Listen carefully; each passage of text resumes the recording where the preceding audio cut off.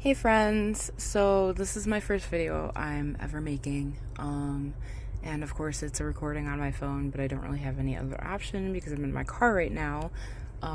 But a couple of days ago I did run into an issue with my Android Auto, and it was a very strange one. I've had a couple issues with Android Auto before, but not one that was really like this.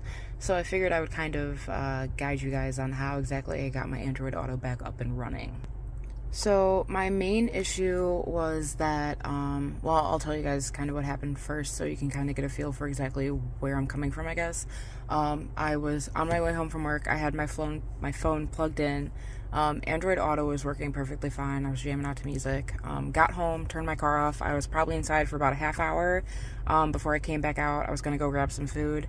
And when I went to go plug my phone in, my Android Auto wasn't connecting, but my phone was charging, if that made sense. And any time I would hit the smartphone connection, it would just tell me that I need to plug in my device via USB port, but my phone was already plugged in. So it wasn't really making any sense to me. I couldn't really figure out what exactly was going on. I tried buying a new phone cable because I know sometimes that can be the issue. Apparently Honda is very finicky with phone cables, so I bought an Anchor cord. I literally bought a cord from Walgreens that I spent $20 on that was unnecessary. All this shit. I made sure my phone was updated. There wasn't really anything on the car side that I could do except for just like, I don't know, try to toggle with like the source of what like my music was coming from and whatnot, but even then that still wasn't really helping. So and you know, finally I just kind of got fed up. I didn't want to factory reset my phone. I didn't want to factory reset my car. That's what all the forums online are going to tell you what to do.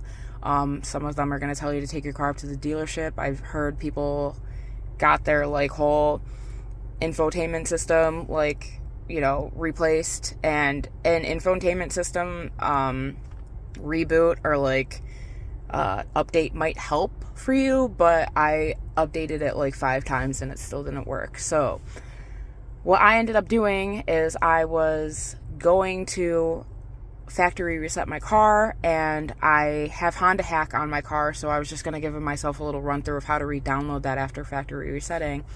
And I ran into a little thing that somehow brought my Android Auto back. So you don't have to have Honda Hack to do this, but this is a little shortcut that might help you skip factory resetting your car and possibly taking your car to the dealership. So stay tuned and I will walk you guys through this bad boy. So pardon the mess, my car's a little bit dirty, but I just got off of work.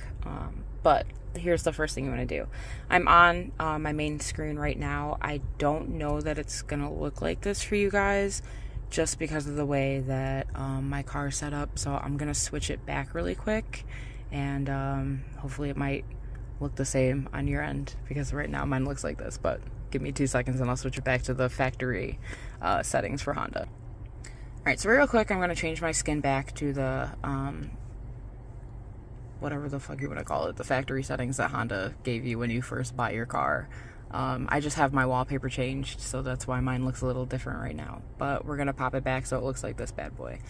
There's nothing that you're going to have to do on this page particularly, but you know, I figure I'd have it looking the same so people don't start wigging out. So, like I said, I drive a 2021 Honda Civic Hatchback Sport. I'm sure this is probably going to be the same for all of you who have the same infotainment system.